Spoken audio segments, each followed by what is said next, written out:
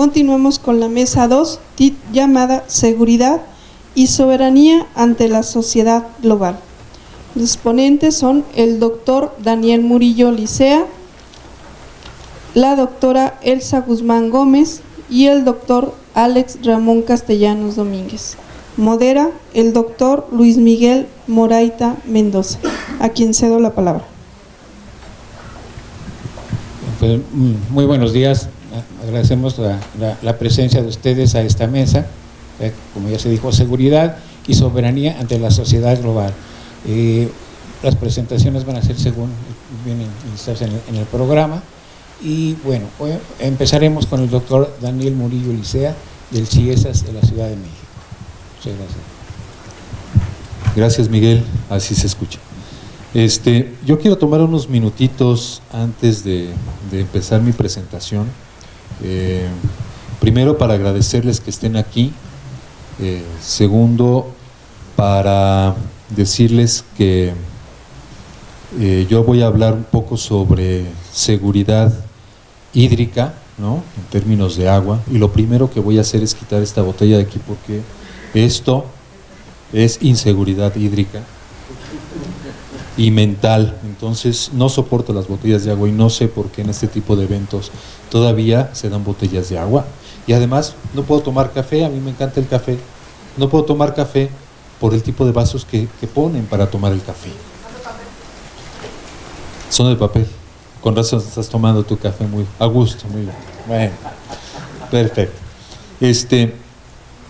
Yo quiero agradecer a Brígida y Angélica la presentación que hicieron, porque muchas de las cosas que yo tenía en esta ponencia las explicaba de una forma, no quiero decir que tal cual lo describieron Brígida y Angélica, pero sí ayudan un poco a avanzar en la explicación de a lo que yo me voy a referir.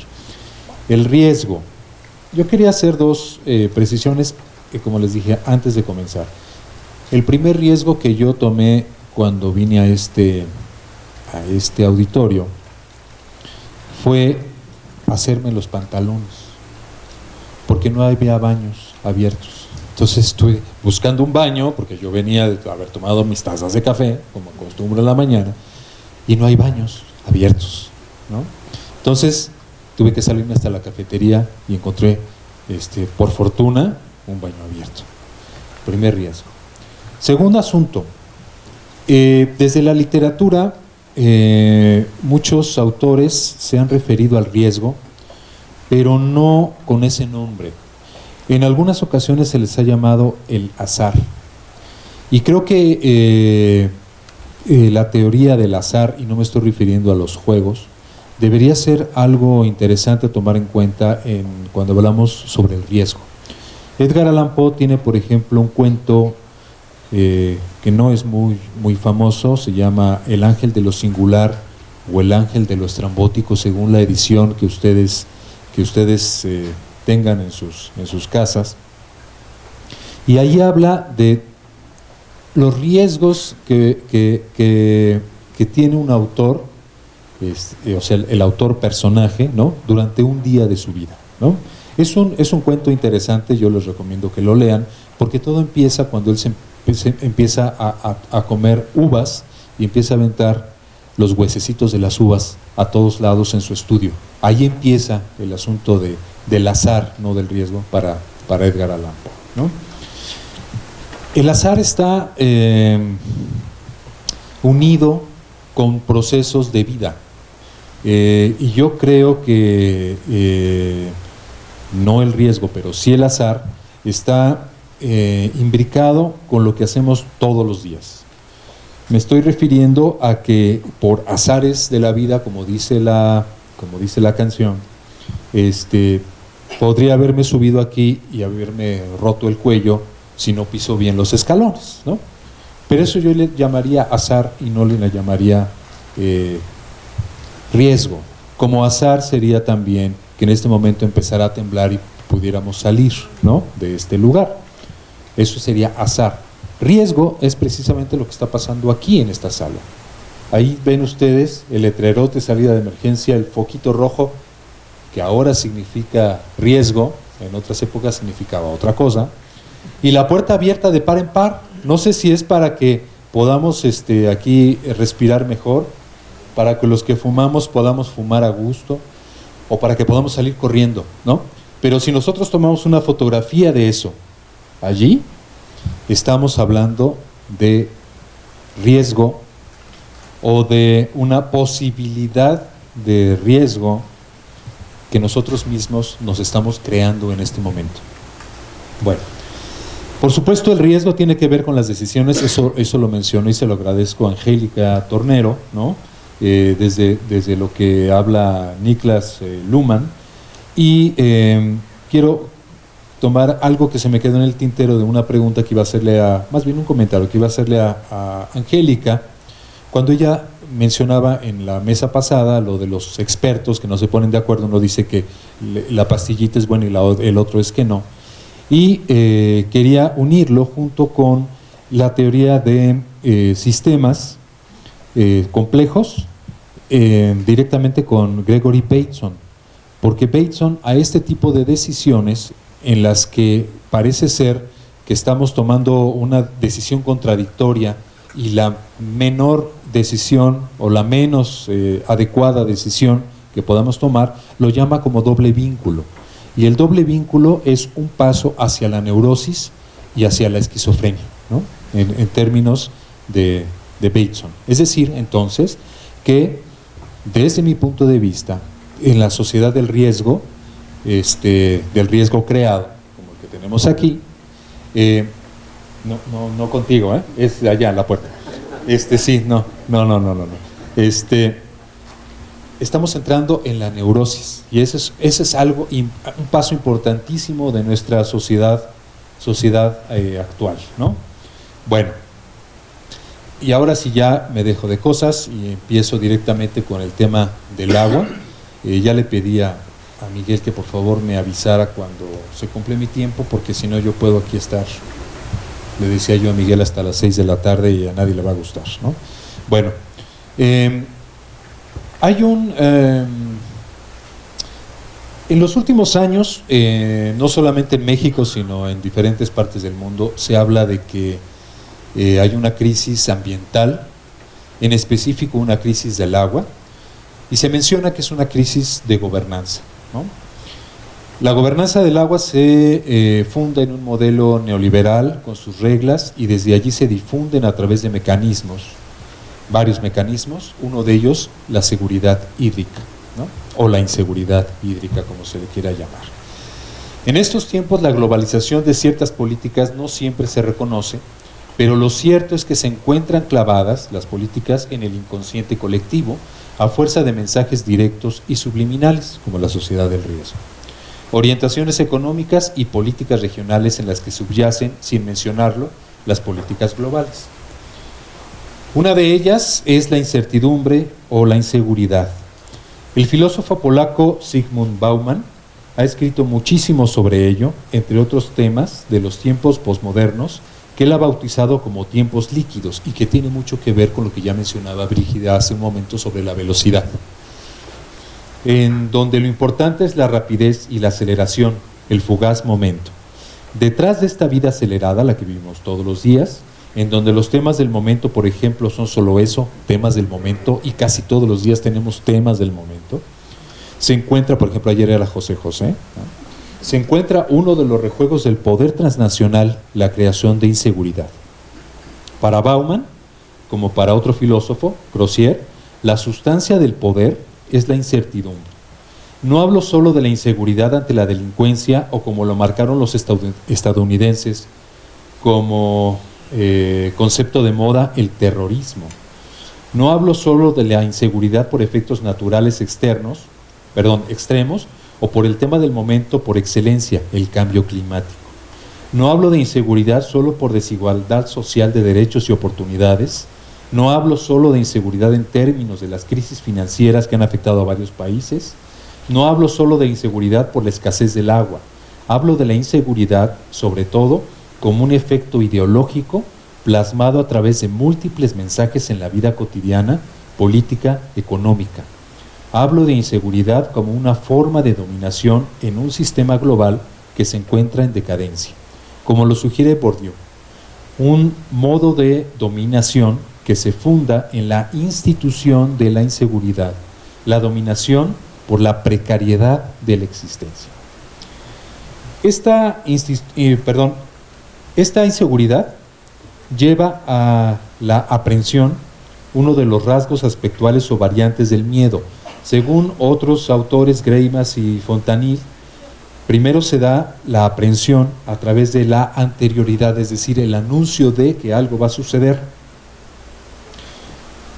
La incoactividad en el pavor, si empieza a temblar, algo nos va a suceder. Y la duratividad en el terror. Estos tres pasos son importantes porque en la sociedad del riesgo, lo que yo digo es la incertidumbre, se hace presente, pero va escalando de niveles. Entonces primero aparece la aprehensión, ¿no? Es decir, el momento en el que decimos, si paso por esta calle, si voy a tal colonia, me van a robar. La segunda es la incoactividad, es decir, el pavor, ya es otro nivel en las emociones, y al final es el terror. Recordemos que el terror se instaló, por ejemplo, en los modelos militares en América Latina en muchas ocasiones, ¿no? Ese es el nivel de terror. Empieza muy abajo, empieza medio frío y se va calentando, ¿no? Bueno. Esta institucionalidad de la inseguridad ha logrado avances inauditos. Un efecto que se ha colado en el lenguaje es la incorporación de la norma bélica en muchas opiniones, discursos y hasta en el habla cotidiana. No se menciona la atención a la pobreza, sino el ataque a la pobreza. O sea, ahora hay que eliminar a los pobres, vamos a formarlos y los vamos a eliminar, ¿no? Como si fuera un efecto primordial y no una consecuencia. Se menciona la seguridad hídrica como una forma de asegurar el mínimo vital de líquido para cubrir una serie de necesidades de diversos usuarios. Se habla de los embates de los ciclones tropicales, el que acaba de pasar, terrible, ¿no? Narda, que por cierto Salvador Elizondo fue el que le dio el nombre a este huracán por su novela. Bueno, los ciclones tropicales, de los riesgos derivados del cambio climático, de acciones estratégicas para salvaguardar el recurso hídrico, estoy citando, y otros tantos ejemplos. Bauman lo menciona, cito a Bauman: en definitiva, se ha demostrado más allá de cualquier duda razonable que el empeño por centrar la atención en la criminalidad y en los peligros que amenazan la seguridad física de los individuos y de sus propiedades está íntimamente relacionado con la sensación de precariedad, otra vez, y sigue muy de cerca el ritmo de la liberación económica y de la consiguiente sustitución de la solidaridad social por la responsabilidad individual, elementos que ya se mencionaron en la mesa anterior también. Indudablemente este modelo de precariedad e inseguridad alcanza todos los niveles de la vida política y se ha incrustado severamente a través del concepto de seguridad hídrica. Este concepto abona a la inseguridad y a la incertidumbre más que permitir efectos deseables de una mejor gestión del agua. La estrategia ha sido posicionarlo en la opinión pública a través de la voz de los iluminados para hacer permanecer aún más precaria la condición del agua en la actualidad. Aún en el modelo de la gobernanza del agua se menciona y se repite hasta la saciedad que la crisis actual del agua es una crisis de gobernanza y la crisis es ya un signo de precariedad. En el 6º Foro Mundial del Agua celebrado en Marsella en 2012, las Naciones Unidas presentaron el 4º informe sobre el desarrollo de los recursos hídricos en el mundo. ¿Cuáles creen ustedes que fueron los temas de ese informe? La incertidumbre y el riesgo. En su contenido se mencionan diferentes fuentes y tipos de incertidumbre, desde la consabida falta de datos o errores sistemáticos en la adquisición de los datos hídricos, así como la conducta humana, la conducta del mercado o las innovaciones técnicas. En páginas posteriores del informe se menciona cómo una de las formas de reducir el riesgo es la compra de seguros contra siniestros. Si ven el informe en la página 242 a la 248 aparece. Y es algo que me llama mucho la atención porque en una reunión en el Instituto Nacional de Ecología y ahora Cambio Climático, hace ya algunos años, fueron representantes de Zagarpa que hablaban cómo tomar medidas en contra del cambio climático. Y lo que recomendaba Zagarpa en aquel entonces, si no mal recuerdo, era 2012, 2013, era la compra de seguros. Dice, diablos, ¿qué pasa aquí, no? Bueno.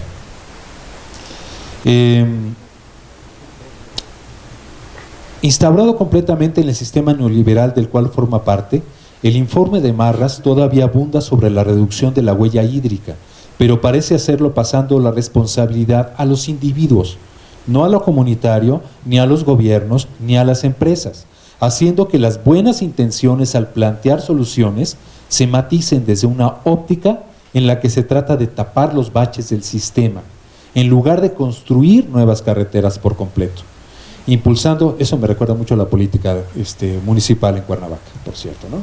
Bueno, impulsando esta visión de seguridad hídrica o aprovechando la puesta en marcha del concepto, varias agencias de inteligencia de los Estados Unidos de América aprovechan la oportunidad para lanzar su informe sobre la seguridad global de los recursos hídricos.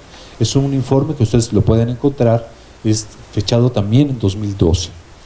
No haré mayor referencia al consabido discurso norteamericano sobre la creación de enemigos, basado en una necesidad histórica, como bien apuntado repetidamente Morris Berman, ¿no? Por ejemplo, Morris Berman decía, cito a Morris Berman, cuando Mikhail Gorbachev declaró que había terminado la Guerra Fría, no sabíamos dónde situarnos. Está hablando él como estadounidense.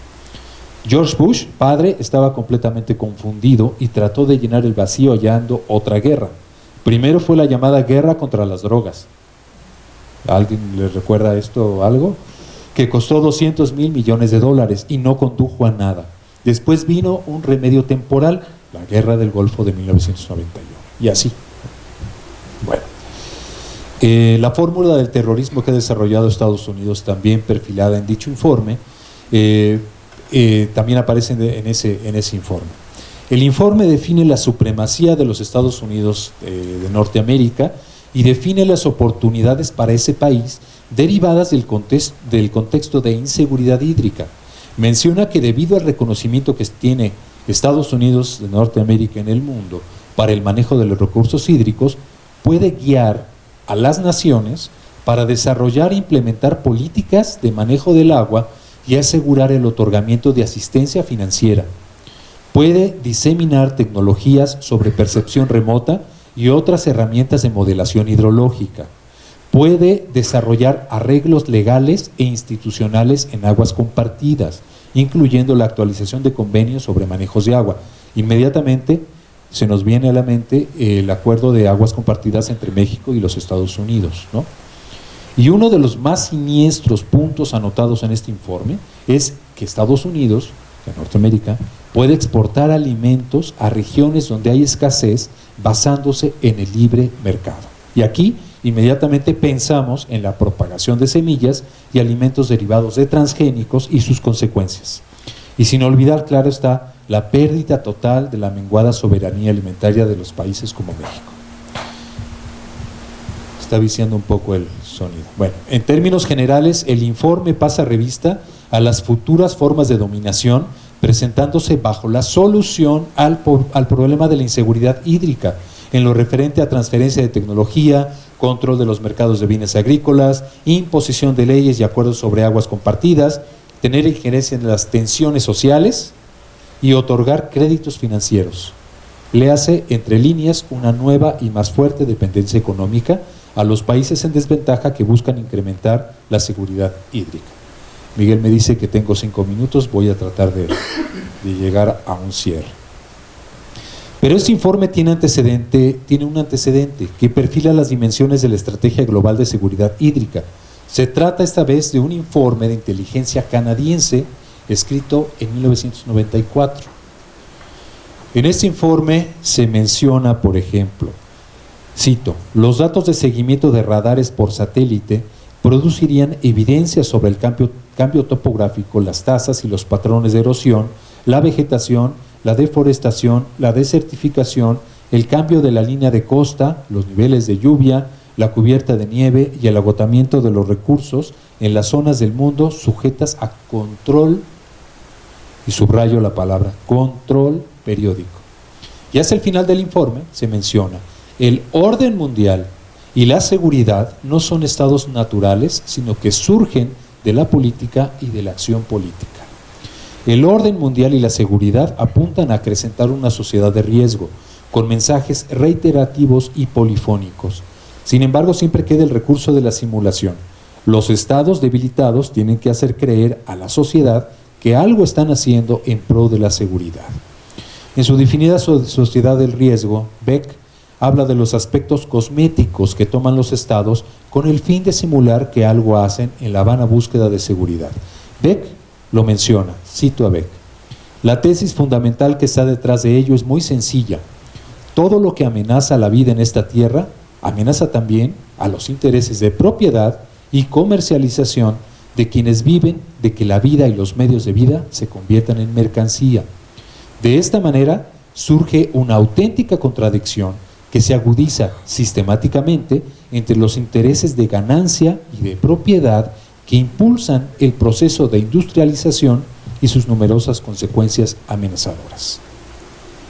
En esta posición podemos interpretar el informe de inteligencia de Estados Unidos, mencionado en los párrafos anteriores, como una reforma cosmética en la sociedad de riesgo desde la búsqueda de una seguridad hídrica, pero no podemos ser ingenuos como para no dejar de ver la dimensión en la que se funda la intención que hay que entresacar en las líneas del multicitado informe. Los riesgos de la modernización son discurso, a la realidad ya me estoy equivocando aquí, son un big business. Son las necesidades insaciables que buscan los economistas, otra vez en palabras de Beck. Son oportunidades de mercado, y no puede quedar más claro, y a la luz que nos presta el mismo autor, Beck, de que ahí precisamente, y estoy citando a Beck, con el despliegue de la sociedad del riesgo, se desplieguen los contrastes entre quienes están afectados por los riesgos y quienes se benefician de ellos. ¿Quiénes son los beneficiarios de esta precariedad, de esta búsqueda falaz de seguridad hídrica?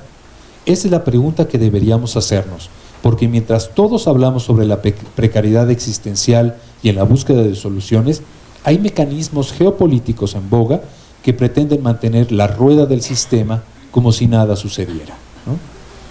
En México, por ejemplo, en la víspera de llevarse a cabo el cuarto Foro Mundial del Agua, estoy hablando ya de 2006, ¿no? Un par de años después, en ese foro, Vicente Fox habla de que, el ahora pirado Vicente Fox habla de que la preservación del agua era un asunto de seguridad nacional. Calderón dijo que la insuficiencia del agua era un asunto de seguridad nacional, esto ya en marzo del 2008. Desde 2006 al menos en México escuchamos este asunto, el agua como seguridad nacional. Pero esto responde a un mecanismo de geopolítica que ha permeado, al menos en pro del fortalecimiento de esta precariedad. Precisamente sobre ello abundo yo en una propuesta que tiene que ver con no esta seguridad o inseguridad hídrica que lleva a la indefensión y a la falta de movimiento, sino a todo lo contrario, que luego se los platico en la próxima ocasión, algo que se llama soberanía hídrica y que toma en cuenta las decisiones informadas y sobre todo la actuación de las personas en una cotidianidad y en un proceso de solidaridad y cooperación. Muchísimas gracias.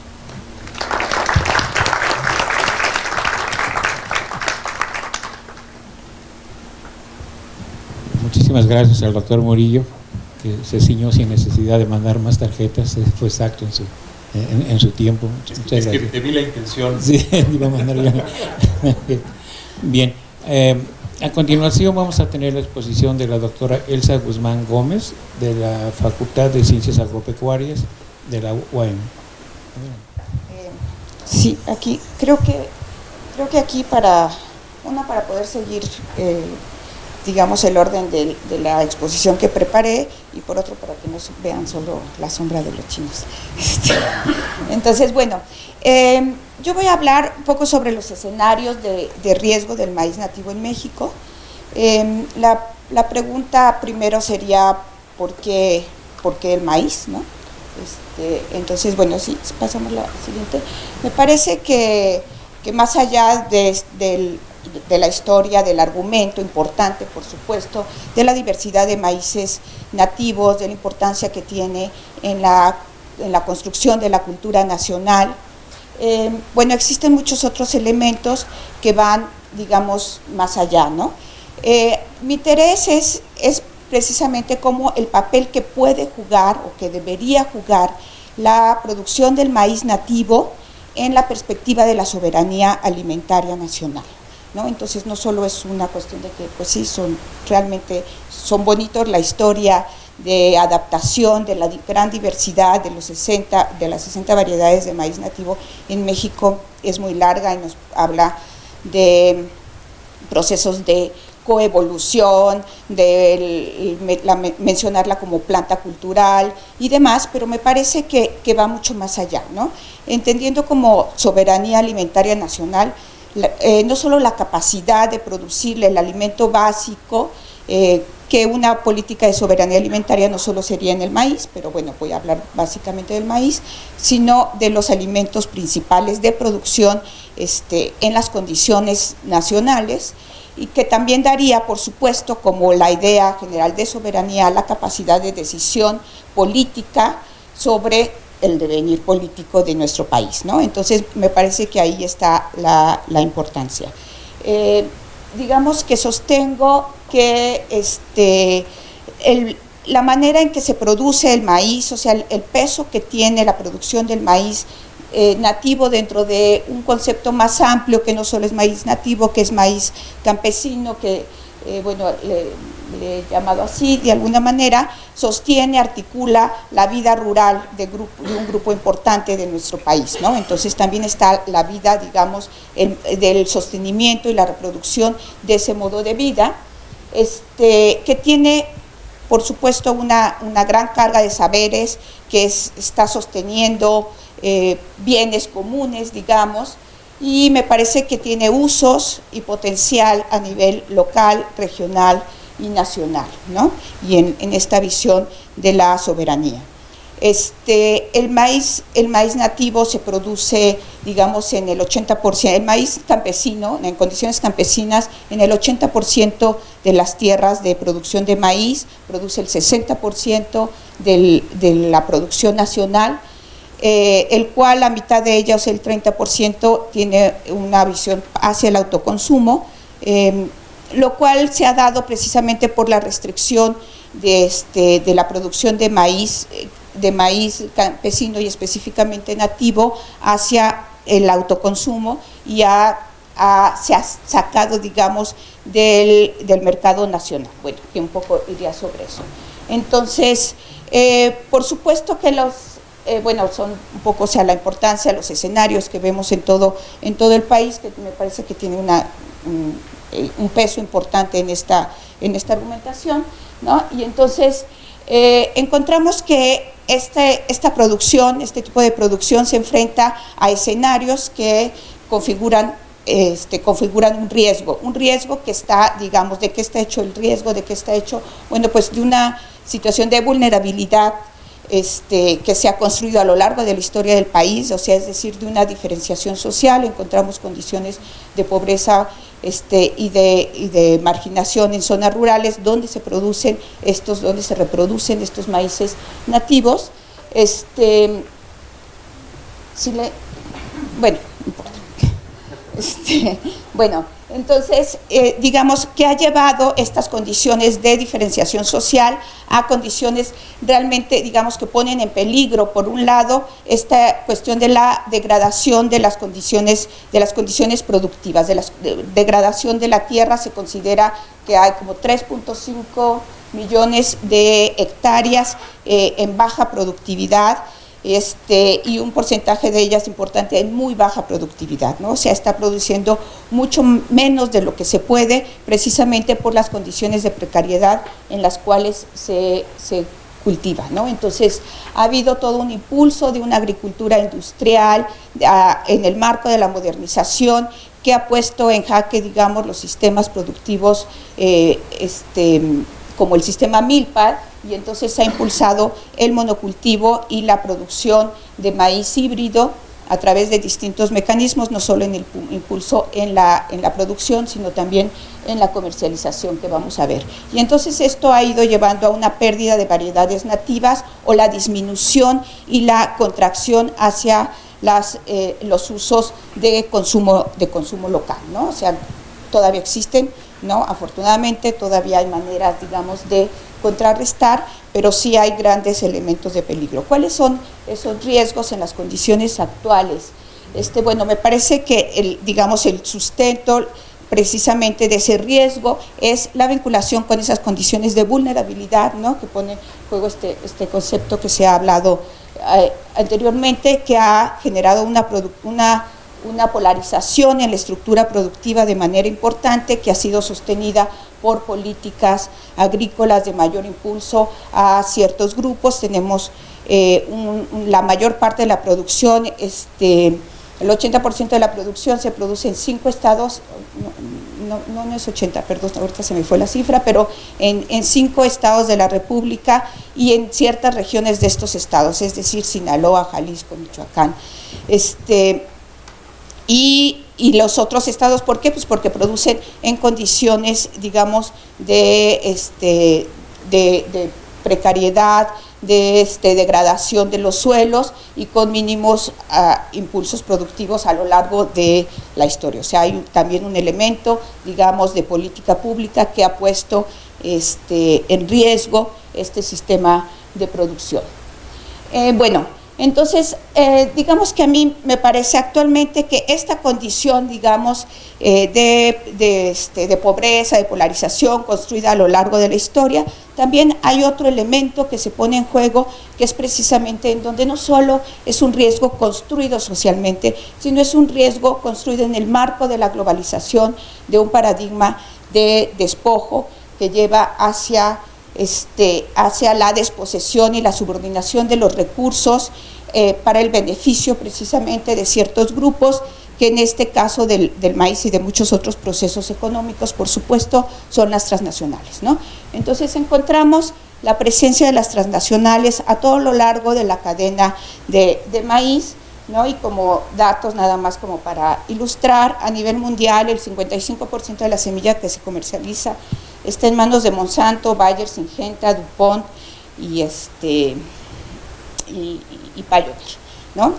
También, por supuesto que también esta predominancia de estas empresas en el mercado de semillas está sostenido por toda una serie de legislaciones a nivel mundial que se van implementando a nivel nacional, que son las llamadas leyes Monsanto. En términos de los siguientes procesos productivos, en las etapas productivas, por ejemplo, en la producción, el 58% de los fertilizantes que se utilizan en México son importados. En cuanto a los agroquímicos, también hay un control, digamos, precisamente por agroquímicos producidos por Bayer, Syngenta, Monsanto, ¿no? Entonces aquí encontramos cómo la producción de semilla está funcionalizando y articulando todos los otros, las otras etapas del proceso productivo. En cuanto a la comercialización, es un nodo también bastante importante. La empresa Cargill controla el 75% de la producción nacional, o sea, la compra y la distribución a través de un sistema de almacenes y molinos completamente jerarquizados. Podemos decir que de 442 almacenes que existen en el país, el 16% tienen un control de la mayor parte de la producción, que funcionan precisamente a través de Cargill, ¿no? El otro punto que me parece también como que que de manera particular en México está poniendo en riesgo al maíz nativo es la presencia de gruma y la estrategia de gruma, ¿no? Entonces vemos desde la semilla y otro que también está funcionalizando el proceso productivo a través de la comercialización de la tortilla, ¿no? El 87% del consumo del maíz se da a través de la tortilla en México, y lo que ha venido pasando es que esta empresa ha crecido de una manera tan espectacular que controla hoy el 20% de la semilla, de la producción nacional.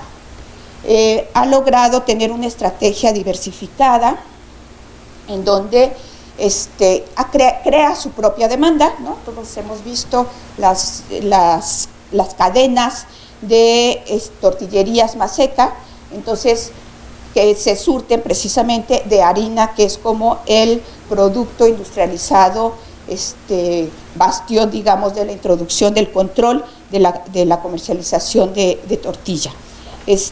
A través de la tortilla, de la harina, está controlando, bueno, tiene el 70% del mercado de harina de maíz, ¿no? Los otros son Mincha y otras empresas pequeñas, y controla el 32% de la materia prima de las tortillerías, ¿no? Una sola empresa. Entonces, digamos que ha ido también expandiéndose a través de las tortillerías. Si alguien quiere poner una tortillería, pues le va a tener que ir a comprar la maquinaria a gruma, ¿no? Tiene un mercado mundial, también una expansión en el mercado mundial con diversificación de productos, digamos, como para garantizar y amortiguar lo que suceda aquí. Está partiendo de un elemento que es así como: pase lo que pase, va a seguir teniendo mercado. O sea, nos venda las tortillas que nos venda, vamos a seguir comprando tortillas, ¿no? Entonces, si acapara el mercado, pues vamos a comprar las tortillas de Maseca. No importa el precio de la harina puede subir. Los productores, eso no implica que va a pagar más alto el grano, ¿no? Y se seguirá comprando tortilla, ¿no? Sube la tortilla, la seguimos comprando, ¿no? Entonces, tiene completamente el control también del precio y del producto mismo, ¿no?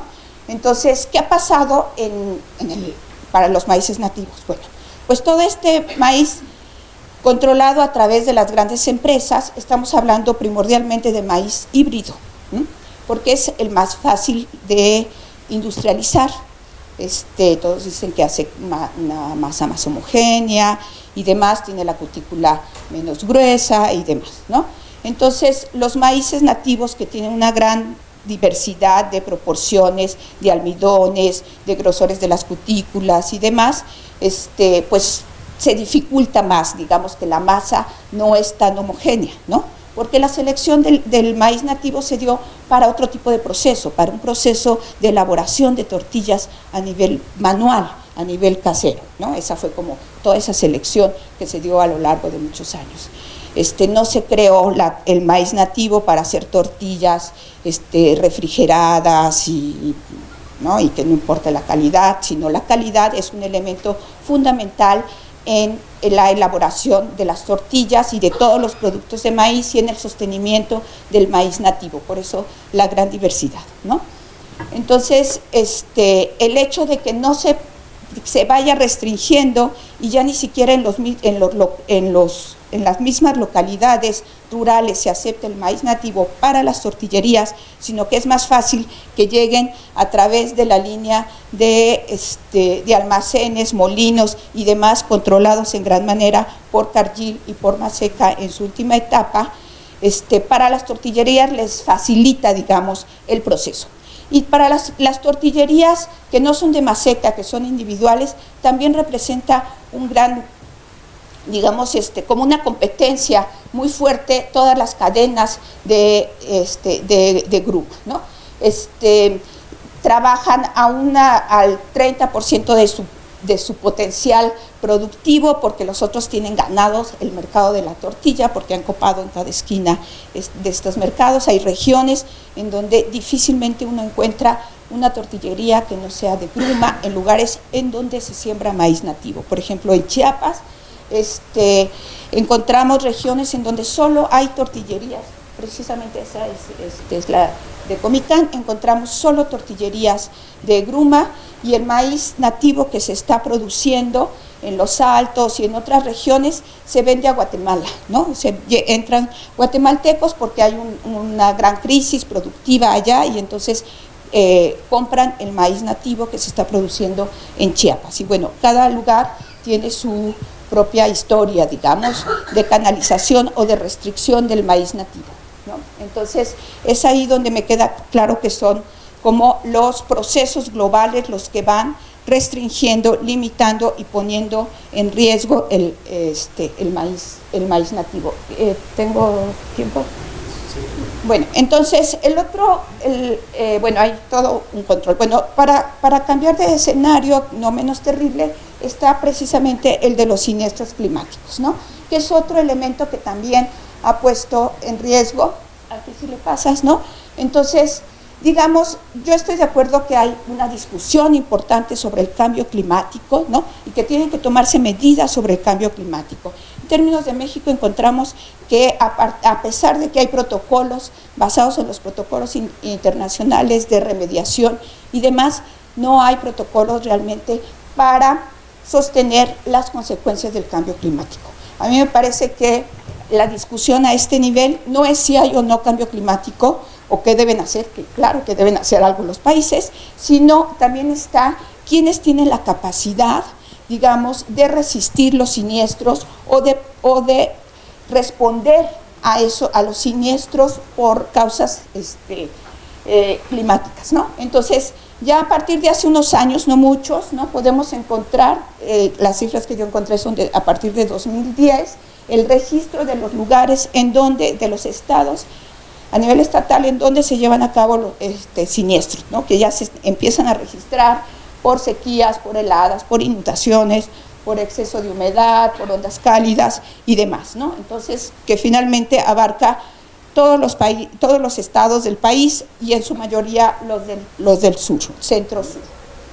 Si le pasas a la otra, entonces, ¿qué es lo que pasa? Que encontramos en estas zonas a la mayor parte de los pequeños productores que tienen grandes dificultades para recuperarse ante una sequía, ante una inundación o demás, ¿no? Entonces, digamos, este es nada más como un ejemplo, un índice de vulnerabilidad que crearon estos autores a través como de 60 variables, variables sociales, variables de todo tipo, ¿no?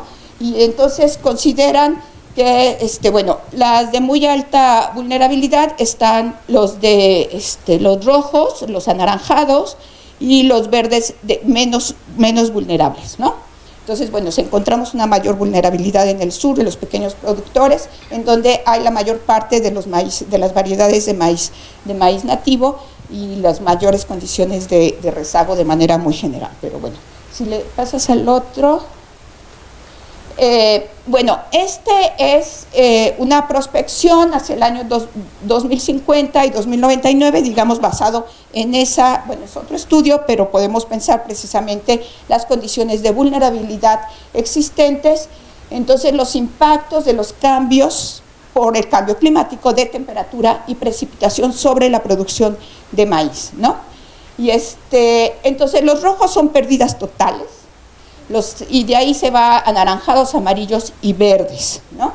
Entonces vemos también cómo a lo largo de los años la prospección de pérdidas totales por condiciones climáticas se acentúa.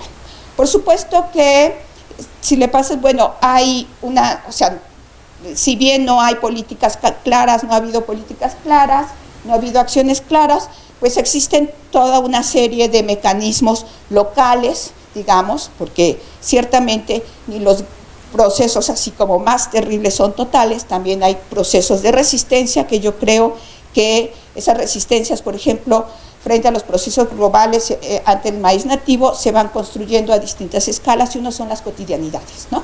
Entonces, a través de la cotidianidad productiva hay múltiples estrategias y tendencias, conocimiento del clima, cambio de formas de probar, de fechas de siembra, intensificar como todas las prácticas de protección de cultivos que ya se conocen y demás, y algunas prácticas agroecológicas que algunas organizaciones están llevando para recuperar las cosechas llevadas a cabo. Sin embargo, son a cargo de los propios productores, a costa de los propios productores, y son bastante costosas, ¿no? O sea, el riesgo lo viven y lo solucionan ellos, ¿no?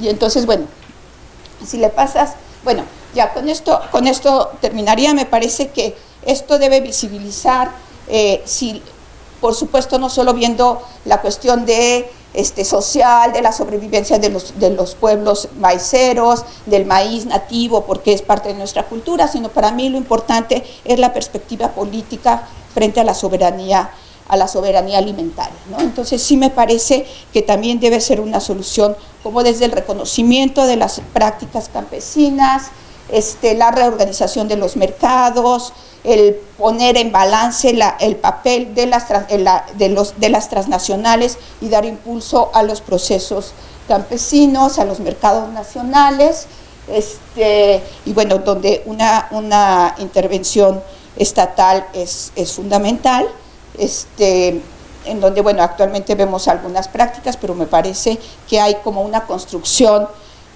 histórica, económica, política del riesgo de largo aliento, ¿no?, que hay que visibilizar, ¿no? Sí.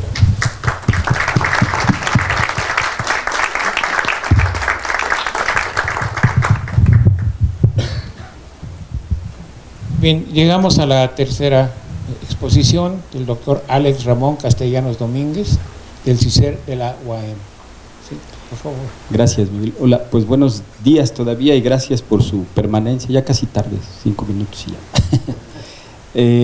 Bueno, pues justamente yo al escuchar la primer mesa y ahora a los compañeros estaba reflexionando y sobre todo por esta distribución de las mesas también pensando, ándale Castellanos, ¿y cómo le vas a entrar a esta mesa?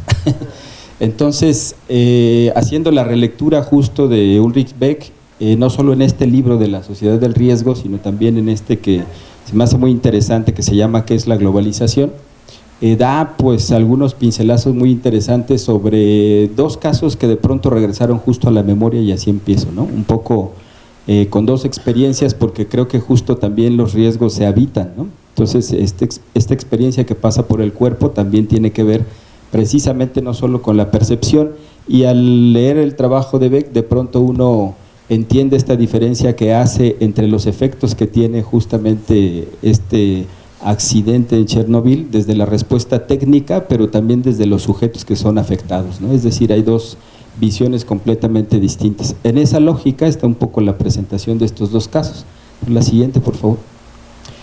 Bueno, algunas cosas que pone el autor, que es la sociedad del riesgo, la primera pregunta, y hay varias cosas, ¿no? El final de los otros dice, son los riesgos de la era atómica, o sea, de pronto pareciera ser que borra esta visión en la que todos estamos viviendo esa percepción acerca del riesgo de la misma manera, y entonces uno se rasca la cabeza al voltear a ver aquí las condiciones locales e históricas, y va a tener que ver con uno de los casos que les presento. Y después dice, bueno, del signo de la miseria al signo del miedo, que ya lo hablaban justamente en la introducción, también el doctor Alfonso decía que ahora la relación, en vez de ser solidaria, está basada precisamente en esta condición de miedo, ¿no? Es decir, es aquello que nos produce, digamos, en esta dicotomía que planteaba entre el miedo y la inseguridad y la seguridad, y a través de querer conseguirla es esta relación presente, digamos, en la actualidad. Después también algo que se me hace muy interesante, la producción de riqueza, es decir, el proceso de industrialización frente a lo que él llama ahora la producción de riesgos, que denomina la modernidad. Entonces se me hace muy interesante cómo justo es la creación precisamente de estas condiciones que ahora llamamos riesgos en una etapa que él la pone como esta etapa de la modernidad precisamente. Y bueno, al final, pues globalización, amenazas globales y supranacionales, que tiene que ver con la reflexión final, que son más bien preguntas y que ojalá sirvan para la reflexión colectiva, acerca precisamente de esta idea de soberanía en esta condición en la que nos pone, o ambiente en el que nos pone Beck, con respecto a la condición de supranacionalidad o supraterritorialidad de algunos actores, como sobre todo las empresas transnacionales. La que sigue, por favor. Bueno, pues los casos. El primero de ellos, precisamente por andar un poco de chismoso, alguna vez siguiendo la parte de la migración, nos enteramos que hay una zona en Nayarit que está dedicada específicamente al cultivo del tabaco.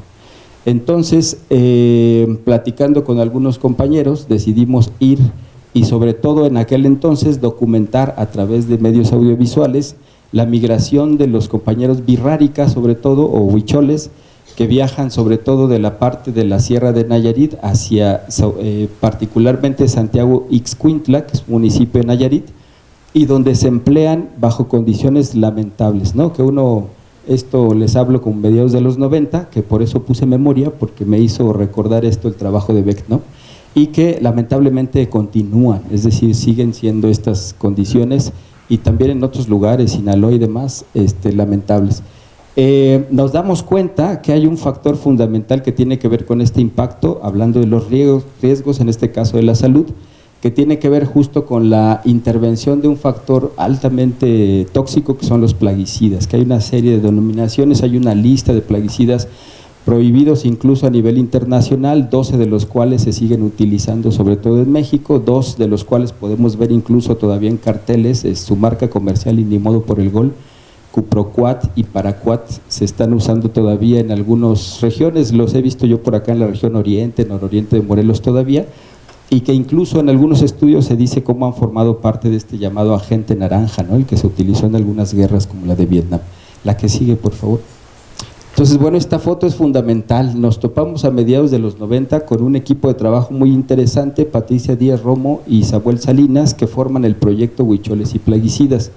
Ellos tienen a partir de esta foto un interés particular. Encuentran a esta niña en los campos de tabaco bebiendo de un garrafón que se ha utilizado justamente para rociar, digamos, los campos de tabaco, ¿no? Con plaguicidas, y hacen estudios y se encuentra que en la taparrosca del bote precisamente existen todavía restos de estos pues tóxicos químicos, y que empiezan a darse cuenta, apenas les estoy hablando por ahí como finales de los 80, que tienen relación con una serie de enfermedades que se empiezan a presentar en los trabajadores agrícolas, sobre todo birráricas, huicholes, que llegaban a los hospitales en Guadalajara, Jalisco. Entonces empiezan a preguntarse, bueno, ¿y qué pasa? Entonces los conocemos, gracias por pasarla, bueno, eso es mediados de los 90, y nos involucramos justamente con el proyecto de Huicholes y Plaguicidas y decidimos documentar esta migración, así es que nos vamos por allá 18, 20 horas, y perdón por lo anecdótico, pero también es parte del compartirles, ¿no? De pronto vamos por allá 18, 20 horas para llegar justo a la Sierra Birrárica, y de regreso justo comentando y platicando con todos los compañeros cómo era esta idea del tabaco, y nos vamos dando cuenta que el tabaco nace con el maíz desde la perspectiva, digamos, cultural de los compañeros, y que nada tenía que ver con ese tabaco que los estaba enfermando. Entonces, bueno, empiezan a haber algunas características interesantes, ¿no? Sin embargo, les digo, empieza a haber problemas de salud, sobre todo malformaciones genéticas, algunos problemas sobre todo respiratorios, gástricos, muchos de ellos lamentablemente terminan pues en muertes, ¿no? De función de varios niños sobre todo, porque nos damos cuenta que la migración es familiar y viajan sobre todo a esta zona de Nayarit pues el papá, la mamá, 2, 3, 4 niños, ¿no? Como las plantaciones de tabaco tienen cierta altura y hay ciertas capas en las que se tiene que cosechar, en la primera capa están los padres y entre la segunda y tercera capa van los niños en el mismo surco cosechando. Entonces eso hace que todas las familias vayan trabajando, justamente en cada surco se ve una familia avanzando en este sentido, ¿no? Entonces cuando llegamos ahí nos damos cuenta efectivamente que lo que nos habían platicado los compañeros de este proyecto, pues lo vivimos, lo observamos, lo tratamos de, digamos, platicar, de investigar con los compañeros que veníamos acompañando en la bajada, en la migración. Don Juan y su familia, así se llama, de Soquipan, una comunidad que está por allá en la Sierra de Nayarit, Y entonces al ver la situación tan lamentable, de pronto hay una experiencia muy, pues para mí muy triste, que tiene que ver con cómo las avionetas empiezan a rociar estos agroquímicos, precisamente sin importar que las familias estén en ese proceso de cosecha, ¿no? Entonces, perdón, les doy creo un poco la espalda acá, pero ahí estamos. Es haciendo un comentario a lo que decía Daniel, es un buen lugar por si las dudas y aquello del riesgo, así es que por eso estoy así. Sí, exacto. Bueno, entonces empezamos a investigar quiénes eran los actores, no solamente los compañeros jornaleros, sino también empezamos a darnos cuenta, tratando de seguir, digamos, la cadena productiva de este proceso, y nos damos cuenta que hay también ejidatarios entre 2 y 5 hectáreas que son los que cultivan y tienen el trato directo con los jornaleros agrícolas, no solamente Virrárica, sino también Coras, Mexicaneros y de otros grupos. Y en otra parte, digamos, de la escala, si lo queremos ver así, están las empresas transnacionales. Eso es un caso particular, ya lo decía Elsa, la doctora Elsa en su presentación anterior, algunas de ellas Aventis, DuPont, Bayer, Syngenta, BASF, en aquel momento, ya no todas en este, pero que van a tener una relación especial, ahorita les digo por qué, la que sigue. Bueno, para que vean ahí la amenazadora imagen de los riesgos, ¿no? Bueno, en una entrevista la compañera del proyecto de huicholes y plaguicidas hace una propuesta, ¿no? Tiene que haber un cambio radical, dice ella, con respecto en las políticas públicas, lo cual empezamos a escuchar un poquito de la intervención anterior, y esto que permita de alguna forma pues evadir, digamos, el uso a partir de restricciones y demás de estos plaguicidas tan tóxicos y contaminantes, y que lleva muchas consecuencias y riesgos en la salud de los compañeros jornaleros. De pronto esto se dice en el 2012 y lamentablemente todavía no sucede muchas cosas, ¿no? La que sigue, por favor. Bueno, y le damos ahí la voz a Ulrich Beck. Para estos seres humanos, dice, las complejas instalaciones de las fábricas químicas, con sus imponentes tubos y contenedores, son los símbolos del éxito. Frente a ello queda invisible la amenaza de muerte que estas instalaciones contienen. Entonces, bueno, la cita creo está relacionada justo con este contexto que les estoy diciendo, y entonces perdón por compartirles este ejercicio de reflexión de Beck y justamente trasladarlo a un caso, ¿no? Entonces, bueno, la que sigue, llegamos a un aspecto fundamental del reconocimiento de los actores en este proceso, y nos damos cuenta que hay un proceso histórico de venta, sobre todo cuando en el gobierno de Carlos Salinas de Gortari se empiezan a privatizar algunas de las empresas paraestatales. Una de ellas es Tabamex, y curiosamente la compran 2 empresarios, uno de ellos Alfonso Romo y el otro es Carlos Slim, a través de dos empresas, sobre todo Cigarrera La Moderna, y después, que ahorita les platico un poco el caso, cómo deriva en otras cosas, y la otra es Cigatam, que pertenece a Carlos Slim antes de que fuera dueño de Telmex. Justamente con la venta de Cigatam es como adquiere justo la paraestatal Telmex, ¿no? Estas 2 empresas nos damos cuenta que son las que controlan, digamos, o que tienen la relación directa con los ejidatarios y no necesariamente con los jornaleros agrícolas. Entonces ellos argumentaban que no era el caso, que ellos como no tenían relación directa con los trabajadores, pues no era problema de ellos justamente tener que lidiar con esas consecuencias. Entonces en ese tiempo era muy lamentable poder incluso escuchar sus opiniones. El caso particular de Cigarrera La Moderna lo pongo porque, pues bueno, por cuestiones obvias también. De pronto nos damos cuenta que Alfonso Romo, dueño de la Cigarrera La Moderna y en ese momento dueño del grupo Pulsar, es quien vende a la compañía British American Tobacco o Tobacco, la empresa de Cigarrera La Moderna, y con ese capital invierte en la biotecnología creando un proyecto que se llamó Seminis, que después se vende a Monsanto. Seminis tenía, y pudimos, por seguir andando de chismosos, 2 laboratorios, uno en Baja California Norte y el otro metido en la selva Lacandona en Chiapas.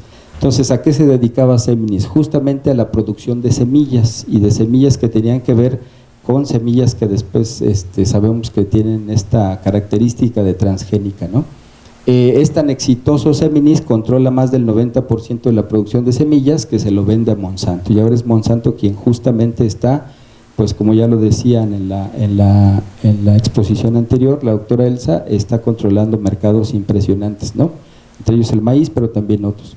Entonces, bueno, le puse ahí un poquito, pues para dejarle la interrogante de cómo se van dando estas alianzas, ¿no? Empresariales, justo de inversión también en capitales, que tiene que ver también a veces con posiciones políticas, ¿no? Y que justo se aprovechan para hacer como este marco, vínculo y relación, que también creo que tienen que ser parte del análisis de los factores de riesgo, ¿no? Sobre todo cuando hay otros actores involucrados que tienen precisamente ese impacto, digamos, de los riesgos, en este caso a la salud, pues impresos, ¿no? En el cuerpo. Entonces, bueno, la que sigue, por favor. Y curiosamente hay varios eventos, así, claro, no son Chernobyl, ¿verdad?, pero sí afectan a comunidades locales, algunos en Tlaxcala, otros en Puebla, otros en Hidalgo, que son básicamente empresas dedicadas a la producción de estos agroquímicos. Entonces hay varios, uno es muy conocido, el caso de la empresa Dragón en Izúcar de Matamoros, bueno, ahí está mal escrito, Izúcar de Matamoros en Puebla, que afecta a más de 1,500 personas, ¿no? Alrededor, trabajadores que están ahí se empieza a ver una especie de batalla local, digamos, por defender los empleos, un poco esto que dice Beck, ¿no? De pronto se convierten en empleos, cuando en realidad pues son también parte del proceso pues de creación de riesgos y de veneno para los mismos trabajadores y para otros que estamos también consumiendo algunos productos que tienen este tipo de venenos. Entonces, de pronto, Dragón se convierte en una batalla local en la que unos defienden que la empresa no se vaya, que continúe porque es empresa 100% mexicana, dicen, pero la otra es aquellos que han vivido, sobre todo niños, y sus hijos han tenido afectaciones a su salud, hubo algunos muertos, entonces eso es algo que de pronto no se conoce mucho, pero que forma parte de este proceso, ¿no? La que sigue, por favor. Y bueno, paso al siguiente caso. Eso era más o menos para pintar un poquito algunas de las dimensiones, digamos, del riesgo del que habla un poco Beck, y cómo esto me llamó la atención, lo que decían en la primera mesa, esta opinión técnica de los expertos, ¿no? Cuando se dice que no es tan lamentable, que son parte de los efectos secundarios, aquellos que tienen, digamos, el expertise técnico para poder decidir o decir incluso cómo se puede solventar, digamos, este tipo de eventos o de acontecimientos, mientras los otros sujetos están viviéndolos de una manera pues muy lamentable, ¿no? Y de pronto, pues haciendo la lectura me acordé de otro caso, dije, pues mira, de pronto esta frase también me hizo recordar un caso, una experiencia en el sur de Veracruz, ¿no? Dice Beck, también los bosques están muriendo, desde hace muchos siglos, primero debido a su transformación en campos, luego debido a talas masivas, pero la muerte actual de los bosques sucede globalmente y en concreto como consecuencia implícita de la industrialización. Entonces, la que sigue, me acordé de un caso que hace un ratito estudiamos por ahí en la Sierra de Santa Marta, en el sur de Veracruz, y de cómo hay un proceso, bueno, esa es la zona de la Sierra de Santa Marta, sur de Veracruz, pegada al Golfo, hay varios pueblos originarios, nahuas, popolucas, zoques, que están por esa zona, pegada justo al Golfo de México, y que en esta zona, precisamente una zona del trópico húmedo, es decir, de selvas altas, de pronto, muy emocionado yo en aquella vez, incluso estudiante de antropología que quería ver por primera vez la selva, pues al llegar, gran desilusión, de pronto había lo que llaman localmente manchones de selva, es decir, de 20 hectáreas, una o media hectárea estaban dedicadas a la selva. Entonces era muy triste ver aquel panorama lleno de pastos y muy poca selva en la imaginación en el imaginario que uno se hace de esto, ¿no? La que sigue, por favor. Bueno, es una foto de un compañero más actualizada que todavía continúa, digamos así, es un poco la imagen de esta zona del sur, o la selva de los Tuxtlas en Veracruz. La que sigue, por favor.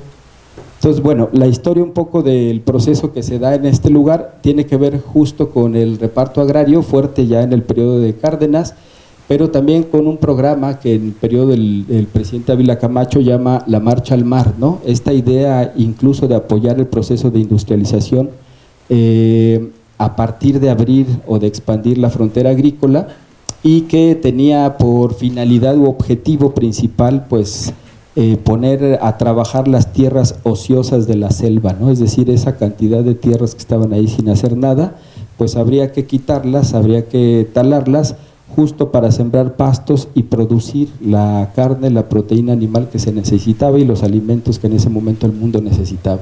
Entonces, bueno, es tan fuerte este proceso que se llama, en el tiempo de Díaz Ordaz, le llama él el sexenio ganadero, ¿no? Así lo denomina, y se crea un plan nacional ganadero que aumenta, solo en datos de esa época, de 1.445.000 cabezas de ganado en 20 años solamente, hasta 3.820.000 cabezas de ganado. O sea, es una proporción sumamente grande y muy impresionante. La que sigue, por favor.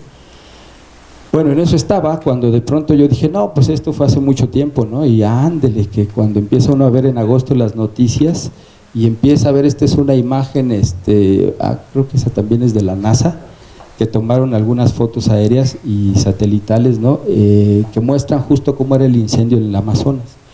Y una de las razones, por ahí, bueno, híjole, es muy triste verlas por mucho tiempo, pero bueno, de modo, es parte de la reflexión también. La que sigue, por favor. Entonces, justamente algunos de los argumentos que tenían que ver con el incendio del Amazonas apuntaban a algo que daba, hablando de terror, ¿verdad? Como decía el doctor Daniel, que hablaba de una especie de terror climático, ¿no? Es decir, se tuvo que haber incendiado el Amazonas para abrir otra vez una frontera, sobre todo agrícola y ganadera, pero a la siembra también de soya, ¿no? Y de soya que sabemos, en algunos estudios hablan de que es soya transgénica. Entonces, era lamentable poder comprender cómo después de mucho tiempo, en la actualidad, esto también sucede en otras latitudes, cosa que también Beck dice, ¿no? De pronto equipara este proceso del riesgo en el que todos estamos involucrados. Me llama mucho la atención dos cosas. Él dice el efecto boomerang, es decir, pareciera ser que esto no repercute con nada, y sin embargo las declaraciones del presidente de Brasil, ¿no? Si quieres pasarle a la siguiente. La Amazonía no es patrimonio de la humanidad, no son los pulmones de la tierra, ¿no? O sea, no está siendo devastada ni está siendo consumida por el fuego. Bueno, quién sabe qué estaba viendo, pero era algo que él opinaba, ¿no? La que sigue. Entonces, en ese sentido, un poco ya para ir cerrando, me llama la atención varias cosas justo en la propuesta del autor. La primera es esta condición de supraterritorialidad, de la modernidad y de la producción de riesgos, ¿no? Es decir, estamos en esta posibilidad que va más allá de los estados nacionales. En el otro texto habla cómo los estados nacionales son una especie de bisagra, diría yo, que todavía operan en las condiciones locales para que justo esas condiciones supraterritoriales en actores como las empresas transnacionales pues tienen condiciones locales que necesitan para poder actuar en esto. Me preguntaba si supraterritorialidad o globalización también, soberanía y autonomía. Dejamos de lado un poco eso también cuando hay actores que están, digamos, en esa discusión, ¿no? Y otra cosa que me llamaba mucho la atención era quienes, ya lo decía un poco la doctora Elsa, quienes administran, muy entre comillas, estos riesgos, ¿no? Pareciera ser que una empresa se puede ir y de pronto toda esta devastación ecológica o de impacto en la salud tienen que pasar por esta situación donde los actores locales son los que tienen que resolverlo. Entonces, ahí hay algo que me llama mucho la atención, ¿no? Y por otro lado, un término que no me gusta mucho, la verdad, y lo pongo entre comillas y creo que se ha abusado de él, si existe, porque deja ver un poco entre líneas el texto que también hay una especie de resiliencia social, ¿no? Uy, ¿y eso qué es? Ante el embate de tales consecuencias medioambientales y de salud, yo diría más bien hay una especie de cinismo, ¿no? Una complicidad a partir de la cual diversos actores en condiciones sobre todo locales, que es un poco la experiencia que les trato de compartir, tiene que ver con esta incorporación de los riesgos, pero además de solventarlos, ¿no? Por ellos mismos, sin que otros estén involucrados necesariamente en esa solución. Entonces yo no sé si eso hay que llamarle resiliencia, ¿no? De pronto pareciera ser un poco cínico. y el papel del Estado Nacional, bueno, como mediador entre las empresas transnacionales y los actores locales regionales. Y bueno, eso es un poco parte del ejercicio que les quería compartir. Muchas gracias.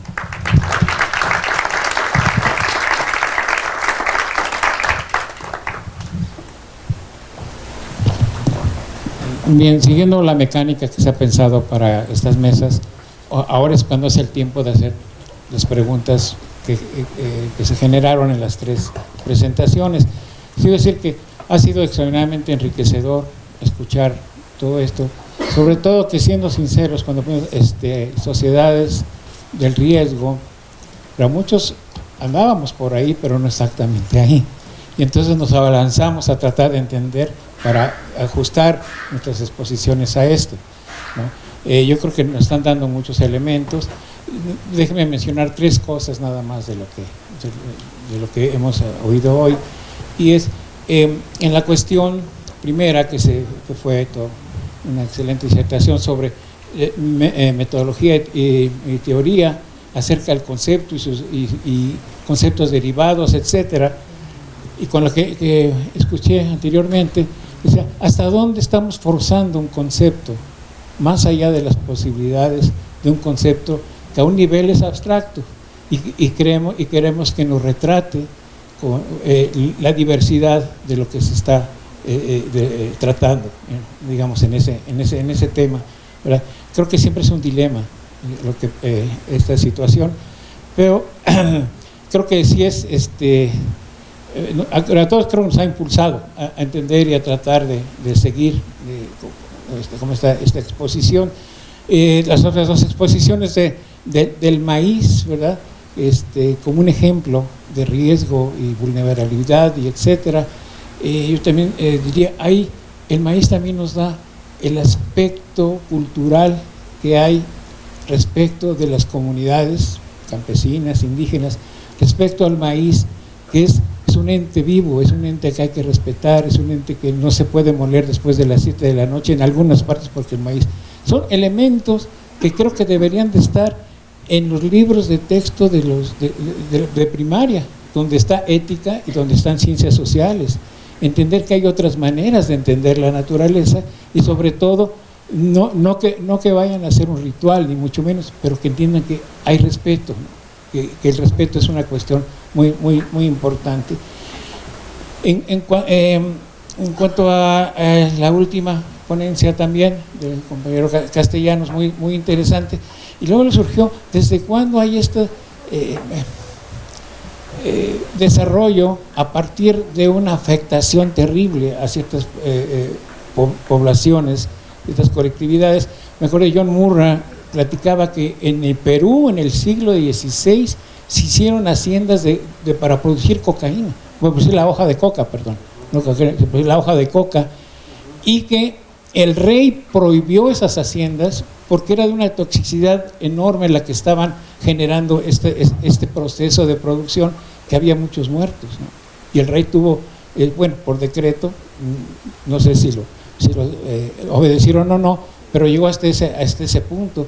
Y ahora tenemos aquí cosas tan extraordinariamente terribles, como por ejemplo cuando entró el jitomate a Morelos. Después de unos años, la incidencia de los pueblos que íbamos es incidencia en leucemia y sobre todo de niños, por toda esta práctica ya todos conocemos cómo está. Las minas de Autlán, de la Sierra Norte, de la Sierra Hidalguense, están vertiendo contaminantes todo el tiempo, y la única, por ejemplo en los 80, cuando estuvimos ahí, el único que tenía que decir si sí o si no seguían eran los caciques. Hay un sistema ahí de caciquil que son los que deciden qué entra y qué no entra, qué se hace y qué no se hace, ¿no? Digamos, son realidades, además, que yo no sé si a lo mejor un solo concepto alcanza a abarcarnos, o tenemos que pensar en alguna otra forma. Bueno, vamos a abrir para que sus preguntas, sus comentarios los hagan. Tenemos media hora, entonces gracias a los compañeros que se ajustaron muy bien a su tiempo. Entonces, por favor, los que tengan algún comentario o alguna pregunta, por favor, Kim.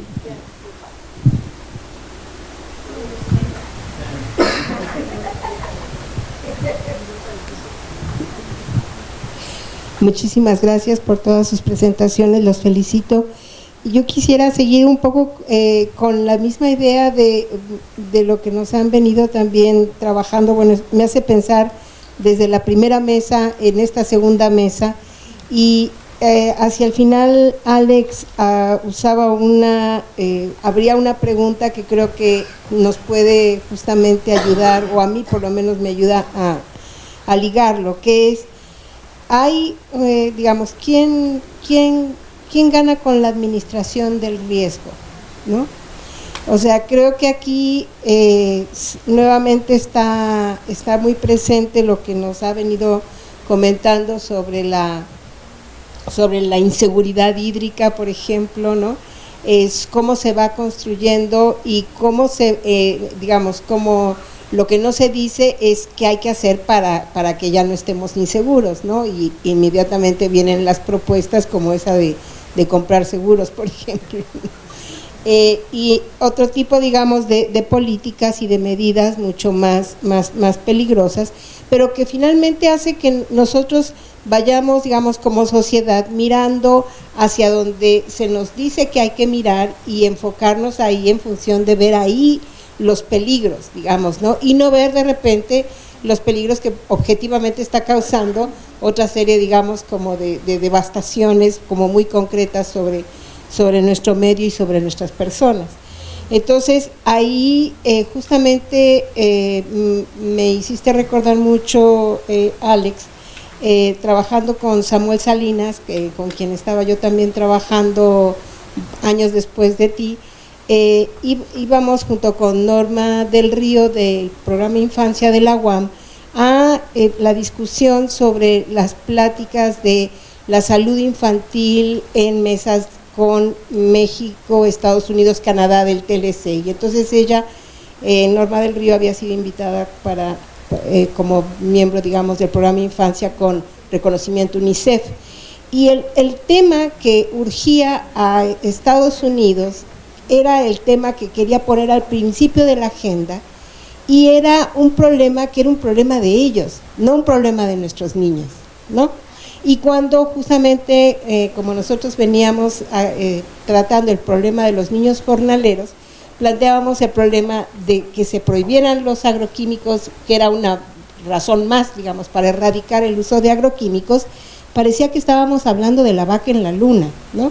Entonces, esto es, digamos, parte un poco de decir lo que visibilizamos y lo que invisibilizamos al hacer esta administración del riesgo, y creo que es algo que me gustaría también escuchar su opinión. Y esto es un punto. Y otro punto que está sin duda ligado con esto, porque finalmente es todo un problema, una agenda política, es algo que me parece que es permanentemente contradictorio y que no siempre uno cae en cuenta, o yo por lo menos no caigo en cuenta, que es, de un lado, una sociedad o un discurso o unas narrativas que construyen el temor, el miedo, ¿no?, a la incertidumbre, y por otro lado, un discurso que pondera, enaltece la flexibilidad y la capacidad de moverse en situaciones inseguras. Esta es una cuestión que parece contradictoria, pero cuando hablábamos justamente de la temática de que tengo que leer a Mancini, ¿no?, de la desprotección social, va por ahí un poco también, ¿no? Ahora ya todos estamos en un mercado del trabajo totalmente desregulado. Y supuestamente esta es una virtud. Perdón, disculpa, fue un error mío, tenemos 10 minutos. Ay, tú me dijiste desde ahora. Entonces ya se acabó. Damos uno. Gracias, voy a tratar de ser muy breve. La impresión que me deja la mesa, y anexándola a la anterior y lo que comenta la doctora, me parece muy interesante, y quizá un poco dando respuesta provisional al planteamiento que decía el doctor Moraita sobre si el riesgo es o no el tema principal.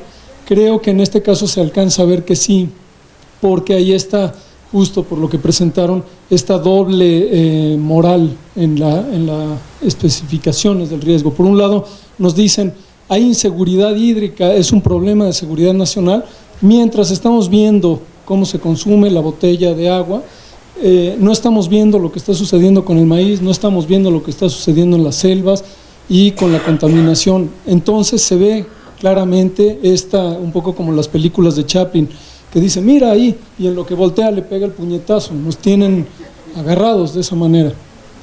Y por otro lado, cómo se articula esto a un nivel micro, a un nivel subjetivo. Yo he estado trabajando con el riesgo de lo del terremoto en la zona de Hueyapan y de Tetela del Volcán, y he encontrado que la preocupación principal de la gente no es tanto, aunque han tenido que resolverlo, pero el día a día es nuevamente la inseguridad pública. Y se empieza a articular argumentos que son fortalecidos también por instancias gubernamentales o por instituciones.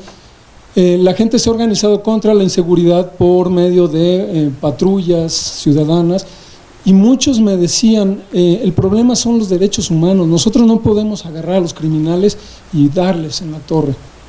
Nosotros lo hacemos, pero no podemos. Sin embargo, había gente ya en el gobierno estatal y municipal que decía, sí, es que los derechos humanos nos tienen agarradas las manos. Y entonces se empieza a articular una perversión del derecho, una perversión de la convivencia social, porque están estos manotazos, decía yo, como al estilo de Chaplin, mira, por ahí está una inseguridad terrible, tenemos que actuar más allá de cualquier cosa, ¿no? Entonces, creo que es importante recuperar estas narrativas a nivel micro, que como lo exponía muy bien el doctor Castellanos, se van articulando paso a pasito por una serie de caminos conocidos, o no tan conocidos, pero que se pueden rastrear hasta un nivel macro. Creo que por ahí va. Bueno, tomando más o menos el comentario del compañero con lo que preguntaba y comentaba también Kim, quiero referirme en específico a este objeto que tengo aquí enfrente. Y es, México es el primer consumidor de agua embotellada en el mundo, ¿no? Eso es lamentable y terrible, ¿no? Cuando éramos creo que éramos el tercer consumidor de refresco en el mundo, fue hace en los 90, me parece, ¿no? Ahora ya alcanzamos el primer lugar con este objeto que está aquí, esta espantosa cosa que tengo aquí, ¿no? Y lo que quiero decir en relación con esto es que precisamente surge la comercialización del agua embotellada por la duda de si el agua que llega a nuestras casas es potable o no, ¿no? Entonces, bueno, muchas veces la Comisión Nacional del Agua y varios comisiones de organismos operadores de agua potable en diferentes estados han dicho de la precariedad de las líneas de conducción, y han hablado de las fugas, ya han hablado de todo esto. Aquí en Cuernavaca yo sé de un caso muy cercano en el que sale hasta hierbitas del agua potable, de lo que se llama agua potable, ¿no? Bueno, entonces, por un lado tenemos eso, que ha sido una inseguridad basada en hechos reales, por supuesto. Si uno abre el agua, tomas el agua del grifo y te enfermas, pues bueno, pues estás por experiencia propia, estás viendo que el agua no está bien. Aprovechando esa percepción generalizada y los datos que ha dado la Comisión Nacional del Agua y los diferentes organismos operadores de diferentes estados en México, pues es que se dio la proliferación de este objeto que está aquí, ¿no? Y es una forma de administrar el riesgo, precisamente eso, ¿no? Tenemos muchas otras alternativas antes entre tomar el agua del grifo directamente a comprar una cosa de estas. Tenemos filtros de carbón, tenemos tecnologías solares, tenemos tecnologías de luz ultravioleta, tenemos lo famoso que usaban las abuelitas, el hervir el agua, ¿no? O la cloración también, ¿no? Es decir, tenemos varias alternativas. La más sencilla y la más fácil es esta: ir a la tienda y comprar nuestra botellita de agua, que ahora cuesta cada vez menos, ¿no? Esta pues ha de haber costado ahorita, sí, ¿no? 3 pesos, ¿no? No sé qué marca sea porque tuvieron a bien quitarle la etiqueta. Pero eso me lleva también a la otra parte, a la parte de la perversión y de los derechos humanos. Ustedes saben que desde el 2012 en la Constitución mexicana ya aparece el derecho humano al agua, en el artículo 4, ¿no? Bueno, hay 4 dimensiones que deben cubrirse del derecho humano al agua en México. Y con esto voy a terminar porque ya no tenemos tiempo. Pero 2 al menos. Una es la asequibilidad, es decir, la facilidad que yo tenga de hacerme del agua, ¿no? Y 2, el precio. ¿Sí?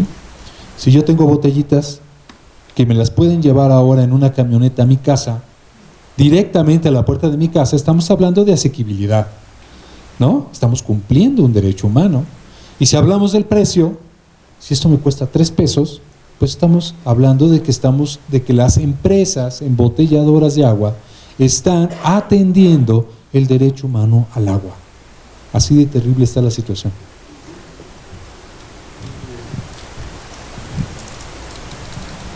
Bueno, pues agradezco a los participantes, se han seguido y tan enriquecedoras aportaciones. La Academia de Ciencias Sociales y Humanidades del Estado de Morelos otorga las constancias a la doctora Elsa Guzmán,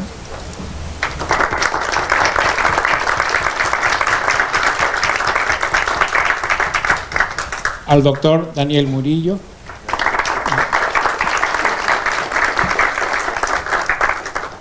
y al doctor Alex Román Castellanos. Gracias. Bueno, con esto cerramos esta mesa y va a haber un receso de...